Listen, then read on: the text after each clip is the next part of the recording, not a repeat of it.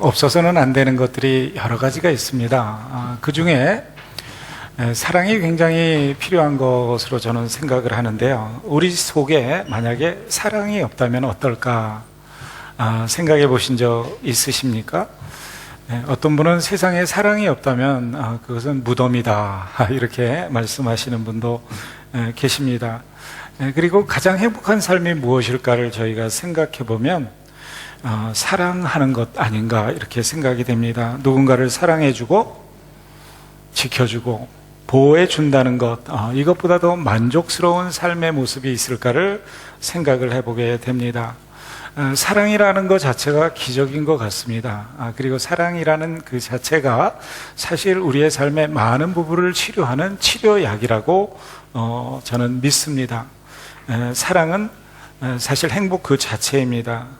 사랑이 메마를 때 우리는 누군가를 내 삶에서 밀어나게 되죠. 그래서 배타적이 되기 쉽습니다. 사랑하고 사랑받는다는 것, 이것이 아마 우리들의 존재 이유가 아닌가 이렇게 생각을 해봅니다.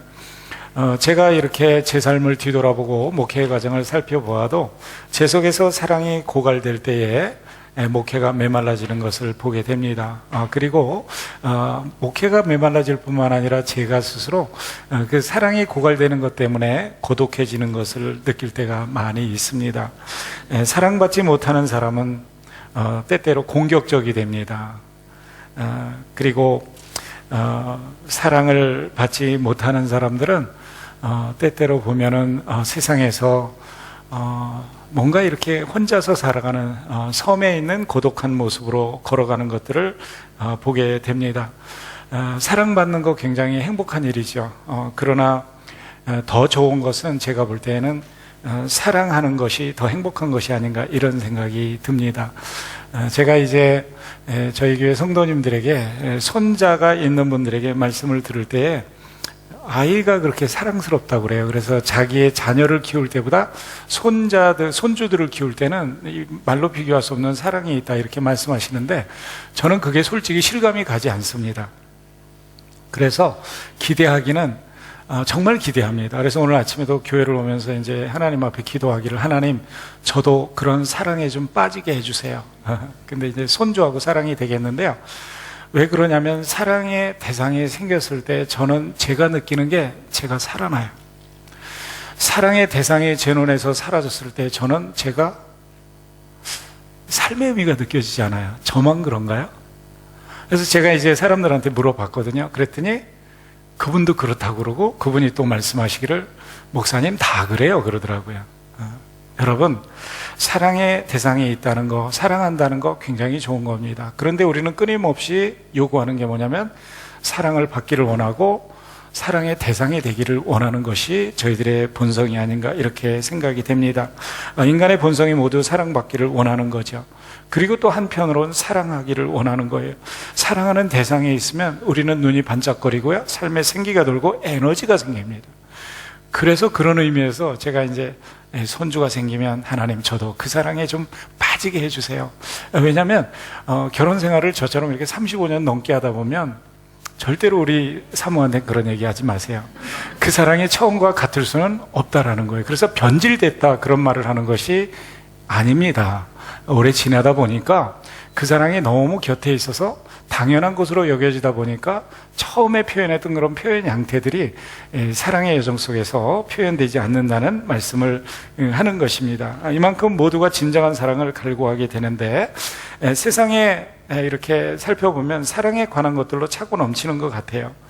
그러나 세상에 많은 사람이 성경에서는 가르치는 그런 사랑과는 전혀 다른 사랑들 때문에 고민을 하고 몸부림을 치고 있는 것 같습니다. 왜 그럴까? 실상은 거짓 사랑이기 때문에 그런 게 아닐까? 허무한 사랑이기 때문에 그런 것이 아닐까? 조건적인 사랑이기 때문에 그런 것이 아닐까? 영원하지 않은 사랑이기 때문에 그런 것이 아닐까? 맞죠? 그런 것 때문에 그렇습니다. 그러다 보니까 사랑이란 말을 남발을 하지만 사실 진정한 사랑을 만나지 못해서 우리는 그냥 살아는 가지만 그 사랑을 목말라 하면서 계속해서 방황하는 인생을 사는 것 같다라는 생각이 듭니다.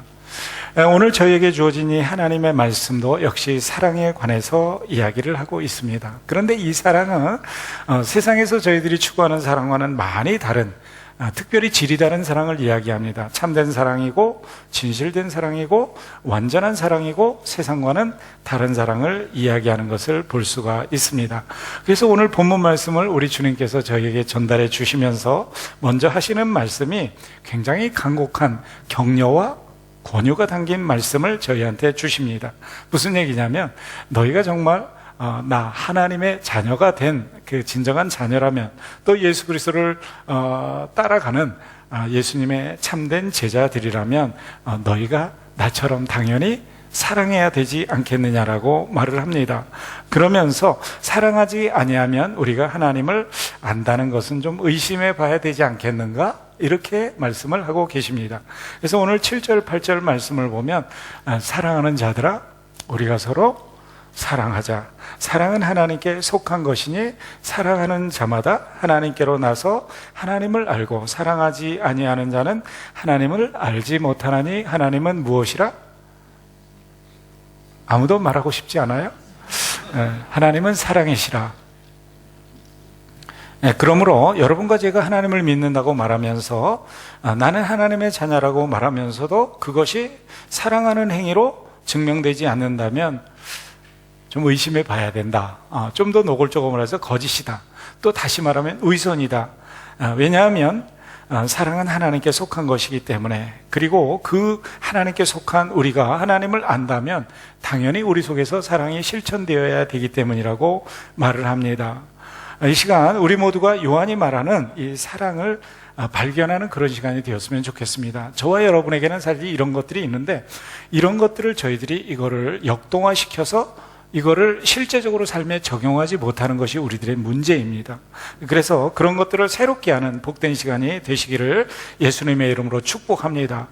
그래서 저희들이 이 하나님께서 우리에게 베푸신 그 사랑에 사실 이렇게 압도되는 거 있잖아요. 그래서 그 사랑이 나를 가득 감싸고 있는 것을 느끼면은 그것이 이렇게 넘쳐서 우리의 사랑이 옆으로 흘러나가는 것을 오늘 본문에서 말을 합니다. 그러다 보면 서로를 사랑할 수 있는 모습이 우리의 모습이 될 수가 있습니다.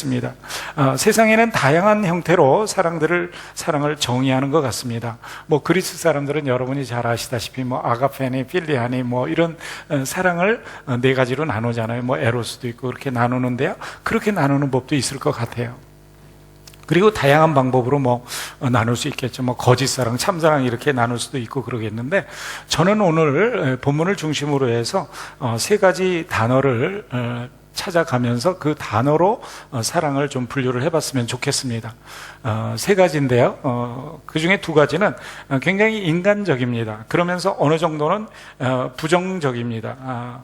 그리고 한 가지는 완전하면서도 긍정적입니다. 먼저 부정적인 두 가지를 말씀을 드리고 싶은데, 부정적이다라는 말은 그 사랑은 불완전한 사랑이다라는 것을 말씀을 하는 것입니다. 첫 번째는 if라는 사랑이 있어요. 만약의 사랑.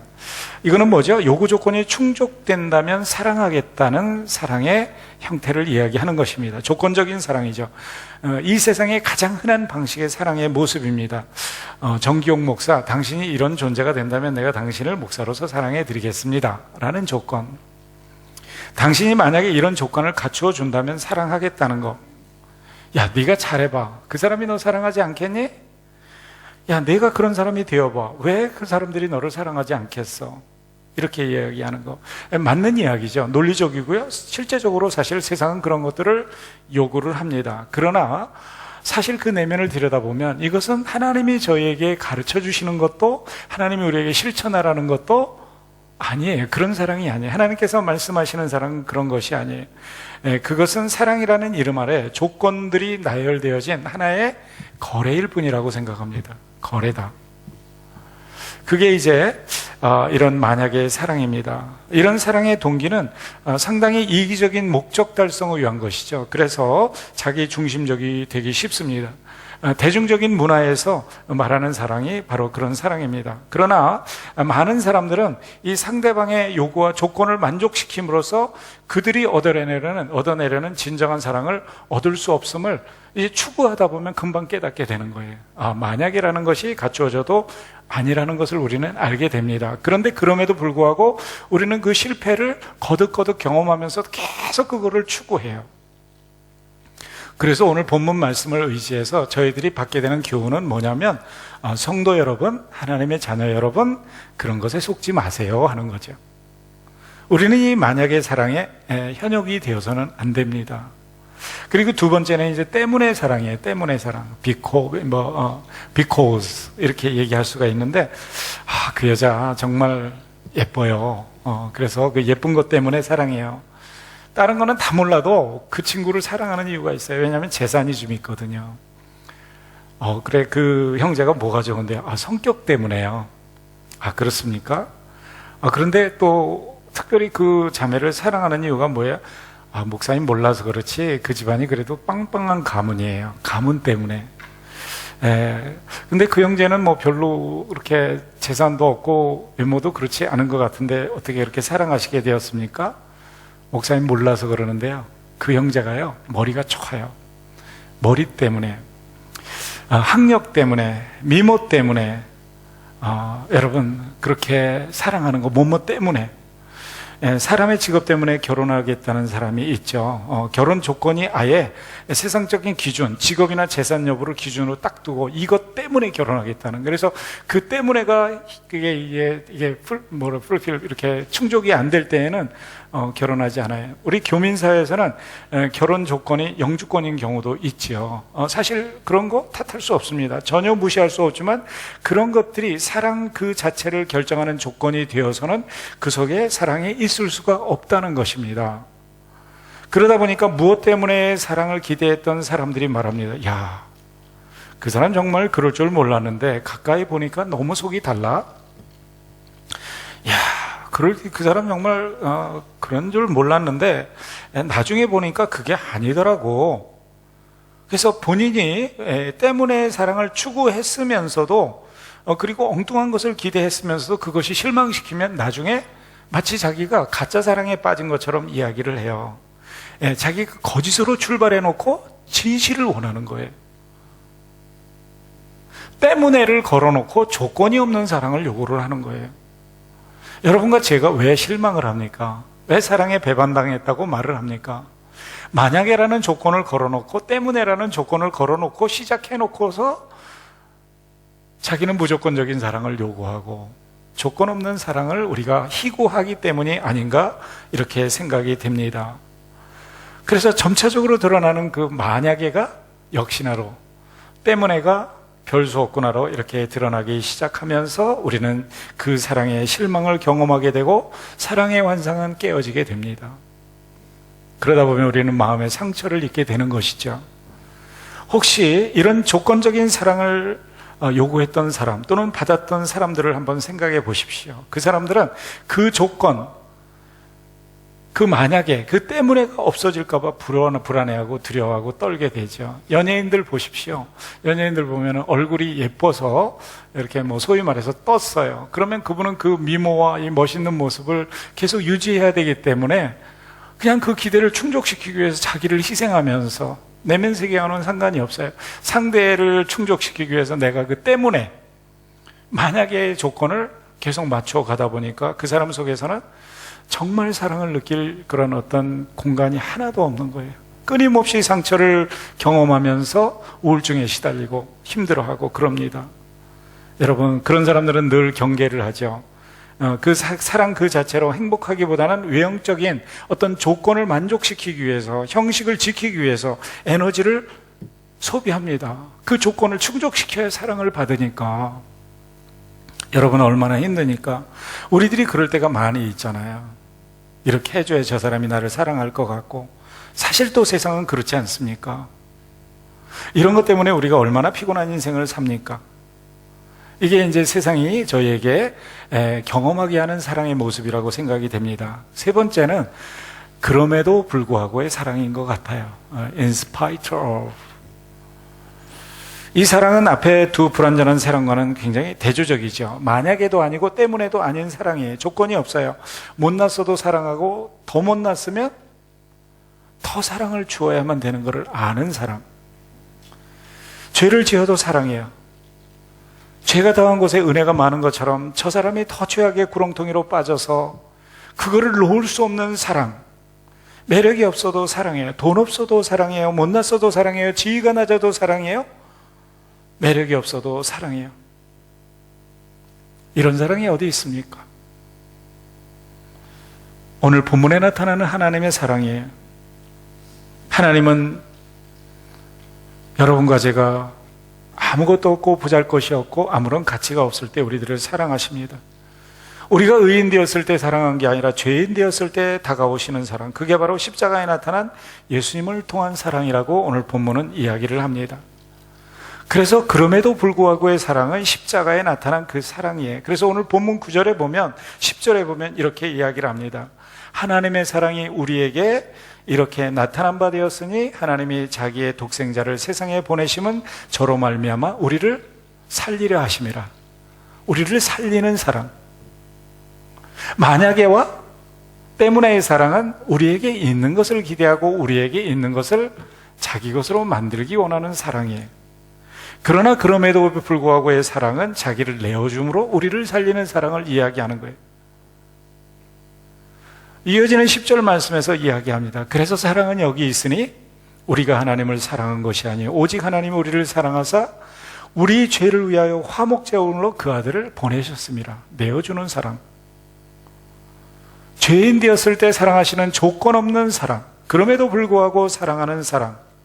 우리가 약할지라도, 우리가 악할지라도, 우리가 타락할지라도, 내가 하나님에게 반항할지라도, 내가 도망갈지라도, 등 돌릴지라도, 더 초라해질지라도 하나님은 이러한 저와 여러분을 여전히 사랑하신다는 거예요. 우리는 감히 그 사랑을 상상을 못할지라도 그분은 우리에게 다가오세요. 우리는 그런 사랑이 있는 줄을 인식조차 못하고 내가 그런 것이 주어질 때 부담스러워서 등 돌리고 도망가도 그분은 우리에게 다가오셔요. 그리고 사랑하시는 거예요. 이 세상에 정기옥이라는 단 한 사람만 있어도 그분은 스스로 십자가에 자신을 내어줄 그 사랑을 가지고 다가오는 거. 이게 바로 십자가에서 자신을 내어주는, 우리를 살리시는 사랑, 예수 그리스도의 사랑을 이야기하는 거예요. 죄와 사망의 그늘에서 건지시는 하나님의 살리시는 사랑을 이야기를 하는 거예요. 하나님의 사랑이 우리에게 이렇게 나타난 바 되었으니 하나님이 자기의 독생자를 세상에 보내시면 저로 말미암아 우리를 살리려 함이라. 상대를 살리기 위해서 내가 죽어지는 사랑, 생명을 주기 위해서 내 생명을 내어주는 사랑, 이 사랑이 있는데도 불구하고 우리는 어떻게 하죠? 끊임없이 우리는 세상을 향해서 돌아다닙니다.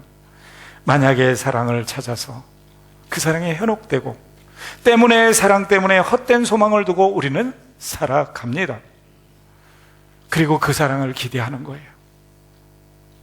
오늘 본문에서는 우리 주님께서 말씀하시는 거예요. 그런 사랑이 아닌 그럼에도 불구한 그 사랑을 기대하라는 거예요. 그 사랑만이 소망이라는 것을 다시 인정하라는 거예요. 완전한 사랑, 우리 영혼의 가장 깊은 곳에 받아들이라는 거예요. 그리고 이 사랑을 회복하라는 거예요. 값없이 거저주시는 선물, 조건이 없어요. 과거를 묻지 않아요. 이유를 묻지 않아요. 사랑은 모든 것을 그냥 지나가는 거예요. 받아주는 거예요. 제가 제 삶을 생각해 봅니다. 만약에 하나님께서 이런 사랑으로 저를 사랑하지 않으신다면 저는 오늘 이 자리에 있을 수가 없을 것 같아요. 목사 못할 것 같아요. 그냥 조건 없이 받아주시는 거예요. 그래서 쓰러졌어도 뒤돌아서서 일어나서 그 십자가를 보면 그 사랑이 다시 느껴져서 다시 그 사랑으로 채워져서 또 가는 거예요. 한 걸음. 그리고 나면 또 때문에 사랑을 찾아서 헤매이고 만약의 사랑을 찾아서 방황하다가 또 넘어져요. 그런데 하나님께서 채워주시는 그럼에도 불구하고의 사랑을 다시 만날 때 또 일어나서 우리는 한 걸음 걸어갑니다. 그때 그분은 이유를 묻지 않으십니다. 그분은 조건을 달지 않으십니다. 조건 없이 그저 내어주는 사랑을 베푸실 뿐이십니다. 그게 하나님의 사랑이에요. 여러분들과 저를 진정으로 사랑하는 대상으로 여기시기 때문에 그런 거예요. 여러분들 한번 생각해 보세요. 여러분들이 만약 그 상대를 진정한 사랑의 대상으로 생각하신다면 때문에를 걸겠습니까? 만약에를 걸겠습니까? 아니면 여러분이 그럼에도 불구하고 나는 너를 사랑한다고 말씀을 하시겠습니까? 오늘 본문의 독생자 예수를 통해서 보여주신 하나님의 사랑은 바로 그 조건 없는 사랑인 것을 이야기를 하고 있습니다. 여러분들이 바로 이 사랑의 대상이시라는 거예요. 여러분, 이런 것들을 이론으로 생각하지 마십시오. 여러분의 삶으로 생각하십시오. 피부로 느끼십시오. 가슴으로 느끼십시오. 머리로만 이해하지 마십시오. 이때 이 사랑이 내 것이 되어지고 이 사랑이 우리의 삶을 통해서 표현이 되어지게 됩니다. 여러분, 말로만 신묘막측하게 지음받은 존재라고 상대를 인정하지 마십시오. 정말로 신묘막측하게 지음받았다는 사실을 인정하십시오. 옆 사람한테 한번 이야기를 해보십시오. 당신은 정말 하나님의 걸작품입니다. 예, 여러분 정말 소중한 분들이에요. 여러분들 정말 소중한 분들이에요. 제가 목회를 하면서 점점 느끼는 게 있어요. 이전에는 목회를 그저 잘해야 된다는 생각만 있었는데 요즘은 뭘 느끼냐면, 야, 성도 한 사람 한 사람 없는 목사가 무슨 소용이 있냐. 신학을 아무리 공부를 하고 설교를 잘하고 무엇을 해도 이 성도가 없는 목사라는 건 소용이 없는 거예요. 무슨 가치가 있어요? 무슨 얘기냐면, 여러분은 저한테 그렇게 소중한 존재라는 거예요. 감사합니다. 저 같은 사람에게 목회를 당해주셔서 전 감사해요. 그리고 말씀도 이렇게 들어주시고 얼마나 감사한지 모르겠어요. 이제 늙어지니까 조금 철이 드는 것 같아요. 여러분들도 철들시길 바라요. 옆에 사람이 그렇게 소중한 거예요. 정말 소중한 거예요. 그때 어떤 사랑을 하게 되냐면, 우리 주님께서 말씀하신 사랑해야 한다, 그것도 마땅히 사랑하는 것, 너무나 당연하게 느끼는 사랑을 하게 되는 거예요. 그래서 그게 이제 마지막 5번째 사랑이 되는 거예요. 첫 번째는 뭐였죠? 만약의 사랑. 두 번째는 때문에의 사랑.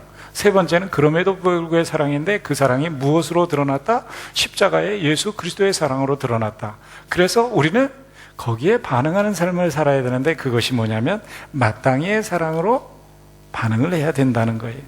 우리가 진정 십자가의 사랑의 수혜자라면 마땅히의 사랑을 할 수 있어야 된다는 거예요. 저와 여러분들이 진짜로 하나님을 아버지로 부르는 한 형제가 되었다면, 한 자매가 되었다면 우리는 서로 사랑하는 것이 마땅하다는 거예요. 남편이 아내를, 아내가 남편을, 부모와 자녀가, 성도가 성도를, 이웃과 이웃이 서로 사랑하는 것은 너무나 당연하다는 거예요. 그래서 오늘 11절에 말하기를, 사랑하는 자들아 하나님이 이같이 우리를 사랑하셨은즉 우리도 서로 사랑하는 것이 뭐하니라? 마땅하니라. 너무나 당연하지 않느냐. 근데 우리들이 문제점을 갖고 있는 것은 뭐냐면, 이 마땅히 해야 되는 당연한 것을 우리는 하지 않는데 우리 문제점이 있는 거죠. 여러분과 저의 문제는 이 세상 전체를 사랑하지 못하는 데 문제점이 있는 게 아니에요. 우리의 문제는 바로 내 옆에 있는 사람을 사랑하지 못하는 데 문제가 있는 거예요. 여러분이 트럼프 대통령을 사랑하지 않는 것은 별로 문제가 되지 않아요. 내 옆에 있는 분을 사랑하지 못하는 게 문제가 되는 거예요. 남편이 아내를, 아내가 남편을 사랑하지 못하는 데 문제가 있어요. 형제가 형제를 사랑하지 못하고 자매가 자매를 사랑하지 못하는 데 문제가 있는 거예요. 성도가 성도를 사랑하지 못하고 이웃이 이웃을 사랑하지 못하는데 문제가 있는 거예요. 여러분 한번 살펴보세요. 주변을 살펴보는 게 아니라 여러분의 마음을 살펴보세요. 나는 마땅히 사랑해야 되는 바로 그 사람을 사랑하는가? 여러분 어디에서 무슨 사랑을 추구하고 계십니까? 크고 먼 것을 생각하십니까? 내 옆을 살펴보십시오. 내 옆을 보십시오. 마땅히 사랑을 베풀고 계십니까? 말로도 마땅히 잘해야 하고 행동으로도 마땅히 잘해야 합니다. 그게 우리가 해야 할 마땅히의 사랑이에요. 우리가 사랑할 때 비로소 그리스도인의 삶의 기본이 시작이 되는 것입니다. 그리스도인에게 있어서 사랑은 분명히 우리의 목표입니다. 그러나 그것뿐이 아니에요. 더 중요한 것이 있어요. 그건 뭐냐면, 사랑은 우리의 목표 이전에 모든 것을 이루는 방법이라는 거예요. 사랑이 우리의 모든 것을 이루는 방법이에요. 저와 여러분들은 의견이 다를 수 있습니다. 그러나 그것을 미워한다고 생각하거나 사랑에 배치되는 행동이라고 생각할 필요가 없어요.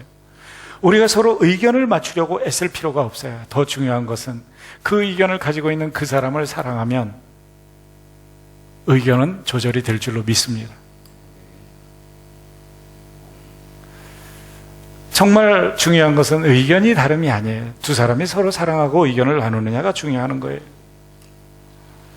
그때 문제는 해결이 되는 것 아니겠습니까? 좋은 의견을 찾아서 우리들이 막 논리를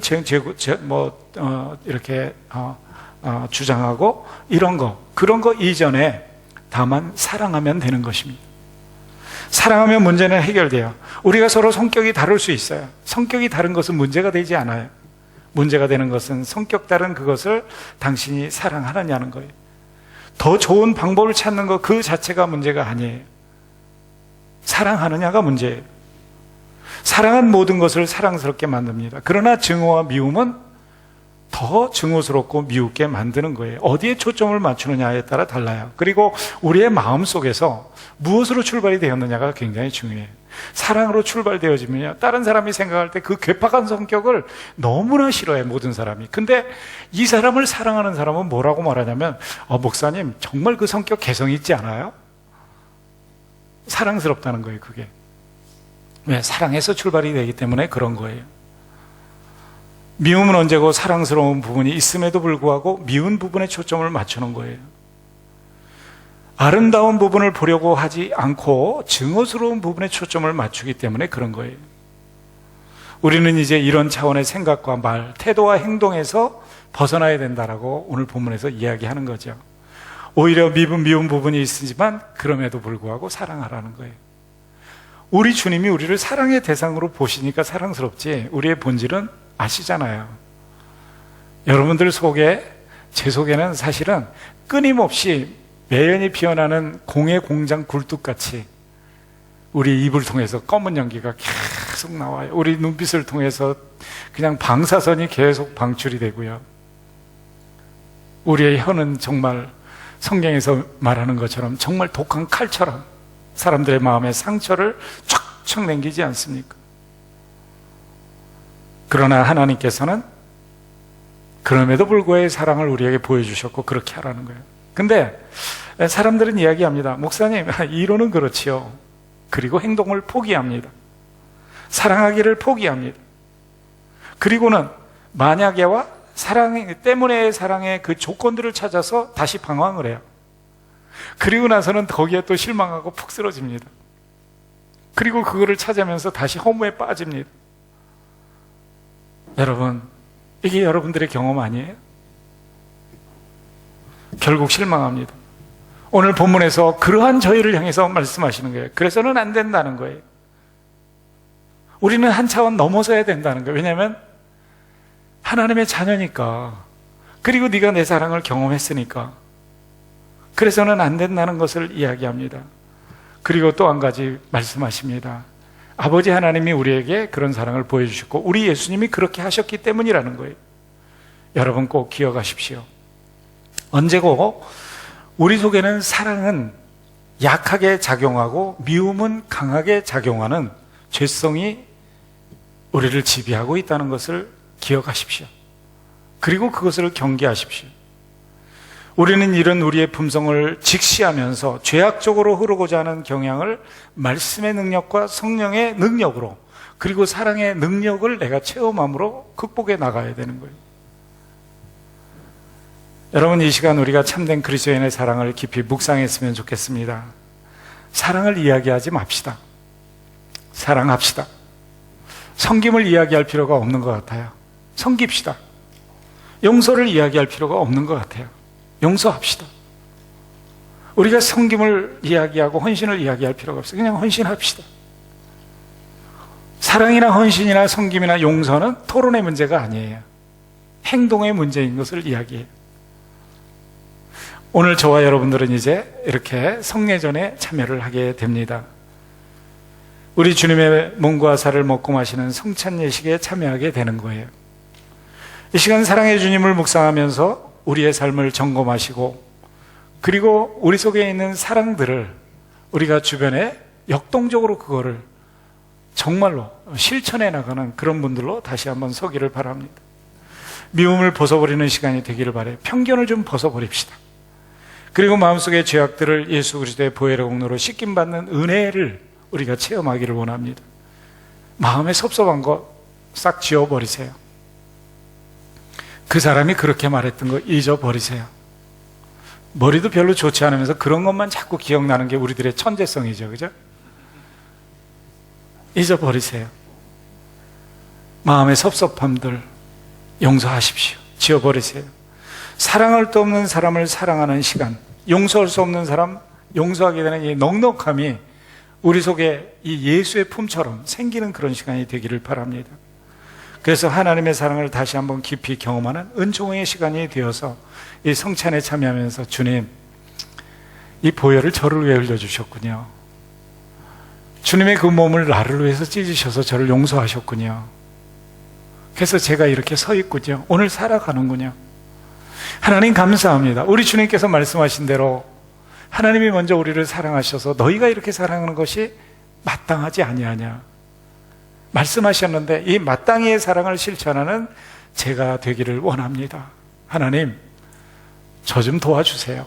마음 좀 넓어지게 하시고 마음의 용서의 폭과 사랑의 폭이 커지는 사람이 되게 해주십시오.